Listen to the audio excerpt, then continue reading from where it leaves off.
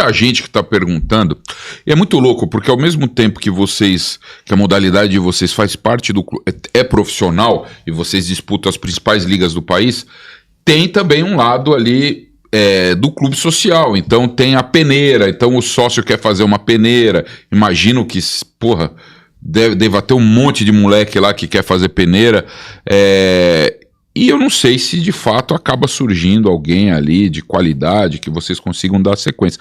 Explica para mim, pode começar com Montanha, explica como é que funciona a peneira do moleque que quer fazer lá, que é sócio, ou o moleque que é de fora, militante. Como é que funciona esse lance da peneira? E se, no teu caso, nesses 4 anos, você já conseguiu aproveitar alguém que veio ali de fora? Legal, isso é importante falar, né? O trabalho social do Corinthians. Nós estamos falando de Corinthians, então eu acho que a gente não pode esquecer esse trabalho social que as modalidades, principalmente esportivas, criam nessas crianças, né, um horizonte, um caminho a ser seguido. Então é muito importante. Hoje no basquete nós temos todas as categorias, desde a escolinha, né, onde o menino vai para aprender, pegar gosto pela modalidade, e aí a partir dos 11 para 12 anos a gente inicia as competições, né, no Corinthians, e nós abrimos ali geralmente em dezembro, alguns anos em janeiro, mas geralmente em dezembro, que é onde acaba a temporada das categorias de base, as peneiras, né? Então a gente divulga ali no Instagram, divulga nas redes sociais do clube, divulga na secretaria do clube, tem todas essas informações ali para os atletas poderem fazer. Claro que é uma loucura, né? Como vocês falaram, a gente hoje está entre as melhores categorias de base do país, o time adulto entre as melhores os melhores clubes do país, então a procura é grande, né? Então a gente tem uma condição boa, oferece uma condição legal. Começa com que idade ali a peneira? Desde os 7, do 7 não tem peneira, né? Que é a escolinha, mas peneira desde os 12 vai até os 20, mas 18 e 20 anos já é mais difícil de aproveitar algum atleta, porque ele já está praticamente consolidado e formado, final do desenvolvimento, então já é um pouco mais difícil. Então o Corinthians tem sub-13, sub-15... Sub-12, 11 nós começamos, né? 11, 12, 13, 14, 15, 16, 18 e hoje 22. Existe a categoria sub-20, mas a gente optou por jogar o 22 por conta da idade dos nossos. Ser já profissional? Praticamente. Hoje, assim, boa parte das equipes tem vários atletas de 18 anos que já fazem parte das equipes adultas. Nós, inclusive, somos uma delas por conta de custos financeiros, enfim, toda a burocracia, necessidade, a gente acaba aproveitando esses meninos na categoria adulta, né? Então, hoje a gente montou um time sub-22, que é justamente a idade da LDB, que é a idade da Liga de Desenvolvimento, né, que é a última categoria, antes de virar profissional. Então a gente montou uma equipe bem competitiva para essa idade, justamente para poder abastecer o nosso adulto. Acho que um pouquinho diferente do que o futsal, é um esporte de muito contato, né, de muito vigor físico, não que lógico o futsal não seja, mas exige demais. Então assim, os atletas demoram um pouco mais para maturar, diferente do menino que joga futebol com 14 anos, às vezes já tá jogando, né? Sai tomando cotovelada, mano. É isso, então assim, demora um tempo, né, para maturar, pra gente acreditar que esse menino possa virar e tá pronto para virar um atleta, né? Então a gente tem todo esse desenvolvimento e a gente conta com essas fases, né? E no elenco hoje, no elenco que chegou na semifinal da NBB, tinha jogador formado? Tem, não desde pequeno, mas desde os 16 anos que ficou com a gente, né? Hoje é o Cauã Raimundo, que foi um dos destaques no final da competição, né? Um pivô que tá com a gente desde os 16 anos, né? 16, se eu não me engano, para 17, mas fez toda a base, jogou LDB. O ano passado ele foi MVP da LDB, foi o melhor jogador da LDB. Infelizmente a gente não sabe, provavelmente ele não deva continuar com a gente por todo esse cenário que ele... né, a não ser que assine aí o contrato que está na mesa do presidente, né? Aí as coisas mudam. Eu gostaria que ele ficasse, né? Mas infelizmente é um cenário diferente. É isso. O Tico é o maior assistente da LDB da história. E o Elinho é o maior assistente do NBB da história. Então hoje a gente terminou com os 2 maiores assistentes, tanto da LDB quanto do profissional de toda a história. São 2 atletas nossos, né? Eu insisti um pouquinho só com você sobre o basquete, Lorenzo, que a NBB começa em setembro. A NBB começa em outubro. O Campeonato Paulista começa em agosto, vai de agosto a outubro, e em outubro começa o NBB e pode chegar agora até em junho, se for para as finais, né? Como é que tá o Corinthians hoje para disputa, principalmente da NBB, que acho que é o torneio que tem a maior visibilidade, né? Como é que tá o Corinthians para disputa da NBB? Se fosse hoje, né? Se fosse hoje, como é que tá o Corinthians, como é que tá o planejamento, Quais são as ambições do Corinthians para a NBB para a próxima temporada? Eu acho que a gente está muito perto, né? Eu acho que isso é uma questão de detalhes ali, definir a diretoria, entender a questão financeira. Da nossa parte, a gente está trabalhando em cima disso para que a gente possa ajudar dentro desse cenário, deixar o mais confortável possível e tentar montar uma equipe competitiva como foi na última temporada. Eu acho que a gente, como eu dei outras entrevistas, né, acho que a gente está no caminho, está no detalhe.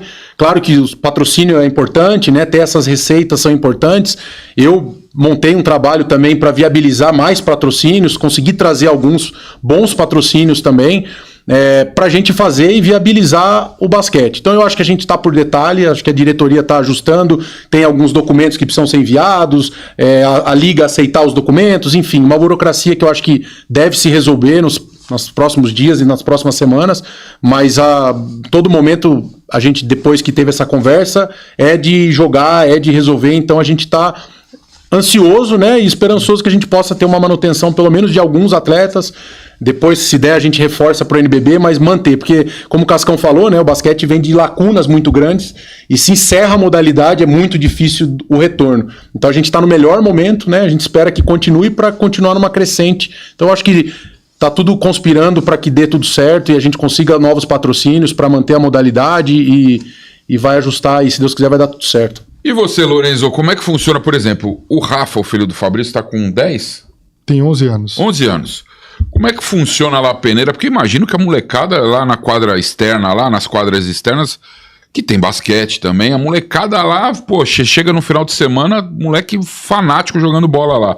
Como é que funciona os pais enchendo seu saco? Pô, quanto que é a peneira? Eu quero que meu filho jogue faça a peneira. Como é que funciona com a molecadinha? É mais ou menos nessas idades, mas o futebol começa antes, né? Tem um dente de leite pequenininho. Só deixando claro que o Rafa não vai fazer teste no Corinthians. O Rafa joga por diversão lá no chute inicial da Moca. Pô, já tô querendo arrumar uma peneira pro Rafa lá. Não tem nada disso, mas a pergunta, obviamente, que é interessante, porque tem muitos pais que estão assistindo e que tem ali no filho o interesse de que ele faça o teste no clube e tal, né? Não, muito legal. O chute inicial é um grande parceiro, né, do futsal, né? É aproveitado mesmo? Que eu sempre vi ali, pô, deve ser meio migué. Tem mesmo? Não, tem, inclusive pro futebol, né? Tem cases aí de atletas que saíram do chute inicial, né? Mas a ideia ali, complementando a resposta aqui, a gente tem do sub-7 até o profissional, né? Então são mais de 250 atletas, né? O que muito nos orgulha, que é um dos grandes projetos, se não o maior, um dos maiores projetos de futsal do mundo, né? E a ideia ali, a gente tem um slogan há algum tempo, que é formar e ganhar, ganhar e formar, né? Então, esse é um dito que a gente trabalha a muitas mãos ali no clube há muitos anos, né? E passa por esse processo aí de formação. Com relação à peneira, até a gente tem conversado ali de tentar estruturar melhor uma ideia para ter um programa de avaliação continuado, né? Não ter a peneira isolada, assim, por idades em alguma fase do ano.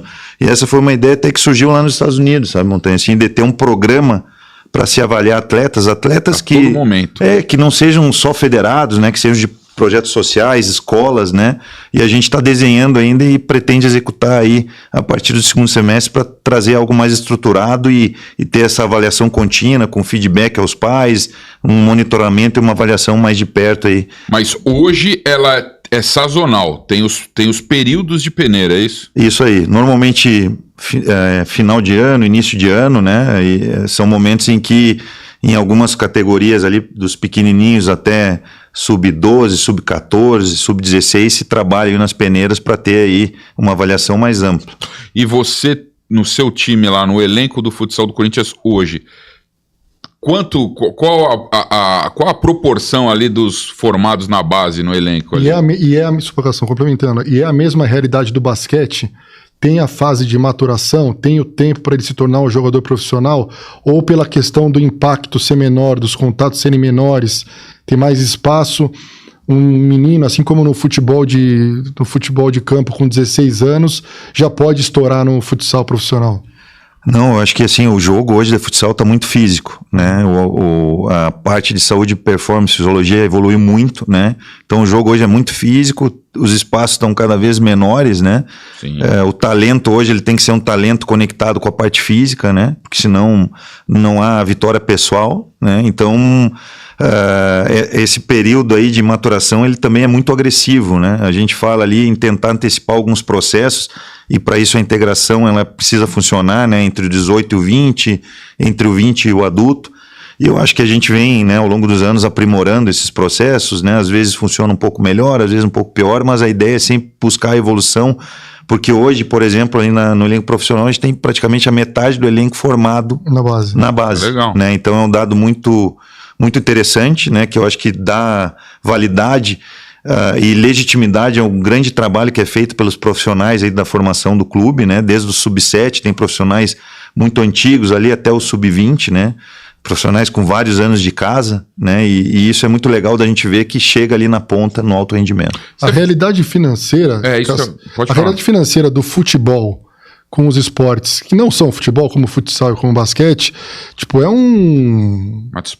uma coisa absurda a diferença, né? E tem muita gente perguntando aqui no chat, também queria saber de vocês. Qual é a média da folha salarial do futsal e do basquete hoje? Tem um dado, eu vou tentar responder essa pergunta com um outro dado, tá? Que se fala há muitos anos. Inclusive a gente tem nessa revista aqui que eu trouxe, que é uma revista muito legal que a gente fez há alguns anos ali no... Crias do Futsal. Que é uma revista que traz dados e informações relevantes nessa parceria, né? Entre o futsal, nessa grande parceria entre futsal e futebol, né? Na formação. Todos esses jogadores da seleção brasileira aqui começaram no futsal do Corinthians. Arana, Marquinhos, Guilherme Arana, Malcolm, Fagner, Everton Ribeiro, o Jô também, o William, o Martinelli, que está hoje jogando a Copa do Mundo, todos começaram no futsal do Corinthians. Isso é muito legal. Todos tiveram passagem pelo futsal do Corinthians, né? Inclusive, essa semana vai ser feita uma matéria com profissionais que trabalharam com o Martinelli, né? Ali na base, que trabalham ainda na base ali do futsal.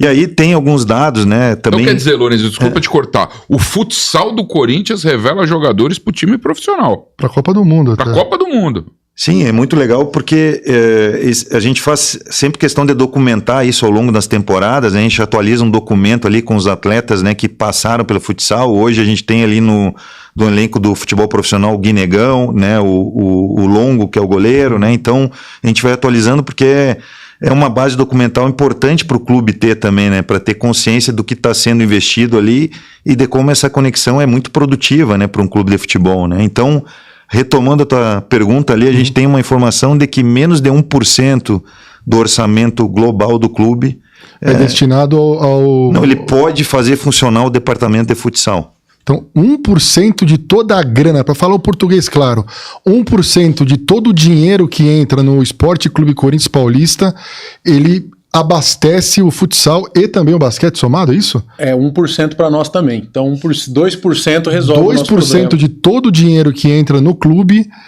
mantém de forma e deixa o futsal e o basquete em alto nível, é isso? E tá na média, por exemplo, tem a NBB e tem a Liga Nacional. As folhas salariais do Corinthians, de vocês dois, tá na média dos outros times assim que disputam o campeonato? Ou tem times que ganham, que paga-se muito mais? Como é que é essa discrepância? Eu acho que a realidade, depois o Montanha comenta aí da NBB, é um pouco diferente, né?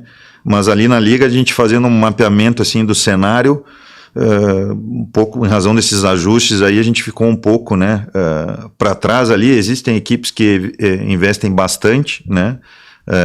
Inclusive Carlos Barbosa esse ano, por motivo do 50 aniversário ali, também investiu muito, né? Mas assim, a gente tem uma métrica assim do que seria necessário para estar aí competindo, né, entre as principais equipes. Eu não sou muito bom de conta, Cascão. Eu não sou muito bom de conta. Mas esse dinheiro da Fatal aí vai ajudar, né? Vai ajudar. Eu não sou muito bom de conta, mas aí você falou, eu fiquei aqui pensando, matemática nunca foi meu forte na escola, eu pegava a recuperaçãozinha, sempre passei de ano. Na folha do Corinthians desse ano, Cascão, você me ajuda, acho que o faturamento do Corinthians na temporada foi de aproximadamente 900 milhões, sim, ou 800, que vocês vão botar 800 milhões. 1% disso dá... 900, põe 900. 900, 1% disso no ano dá 9 milhões. 9 milhões, se a gente dividir por 12... Ferrou agora, né, para fazer essa conta. Mas é o que aqui mensalmente, então, vai pagar os salários do jogador. Para falar, é isso, vai pagar o salário do basquete e do futsal. É isso. Eu não, assim, 150 mil reais dividido por 12. É uma área ruim de entrar, né? De detalhes, mas enfim, o De que valor, eu acho... não, mas é muito mais. Então eles pagam menos que 1%. E não é salário, tá? Isso, pelo que o Lorenzo falou, São na minha gerais. conta, são custo de ponta final de linha, a última linha, tá? De E salários aí entra bem menos. logística, Exato. entra Hotel, viagem, transporte, hotel. comissão alimentação. técnica. Quando você fala em folha salarial, inclui comissão? Inclui comissão. De Total. tudo, né? É esses valores Mas aí... não inclui logística, não inclui outras questões aí que precisa ser... Esses valores que o Lorenzo colocou aproximado, isso é 100%. Então, para Nós manter o estamos falando futsal tudo. e o basquete do Corinthians Não por ano, estamos falando- aproximadamente 15 milhões de reais por ano, você mantém o basquete e o futsal do Corinthians. Estou fazendo uma conta chutando aqui, é mais ou menos isso. E aproveitando, para não entrando nesse mérito, mas em título de informação que vocês questionaram, né? Na NBB a gente tem equipes com exemplos que são públicos, né? Que eles declaram isso, equipes com patrocínio master de 15 milhões, por exemplo, um patrocínio. Caso de Flamengo, Minas Tênis Clube, o próprio Mogi, que está investindo muito essa temporada. Do Flamengo, por exemplo, que tem essa lance das torcidas de massa, não é o patrocínio do futebol, é um patrocínio só do basquete? É do futebol, mas a parte que chega pro basquete, só pro basquete. 15 milhões, um patrocinador, que é uma bet também. Então, assim, eu já falei isso algumas vezes, e eu tenho que defender o Corinthians, né? Eu tenho que defender o clube que eu trabalho, o clube que eu defendo.